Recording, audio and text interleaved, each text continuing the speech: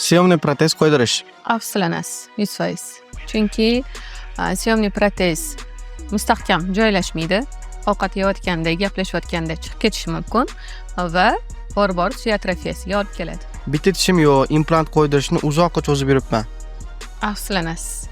Chunki bo'shliq, og'iz bo'shliqni yomon ko'radi. Bizlar institutda o'qiyotganimizda ham shuni o'rgatishgan. Yon atrofdagi tishlar tish yo'l tomonga qarab siljishni boshlaydi. Antagonist, ya'ni qarama-qarshi tomondagi tishlar tepaga, ya'ni bo'shliqqa qarab o'sishni boshlab, tishlar notekisligiga olib keladi. Tepada umuman tishlarim yo'q edi. Syomniy protezdan ozgina qimmat bo'lsa ham All-in-Six metodini qildirdim. 100% afsuslanmaysiz. Chunki syomniy protezdan ko'rasi implantatsiya orqali tish qatorlarini tiklash 1000 marta yaxshi.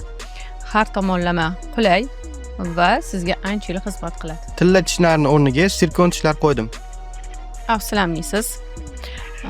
Chunki sirkon tishlar hozir eng estetika jihatdan ham va allergiya bermasligi jihatdan ham tilla tishlardan ancha ustun. Dilorom Said Ahmadovnaga obuna bo'lish. Afsuslanmaysiz. Foydali kontentlarni ko'rib borasiz.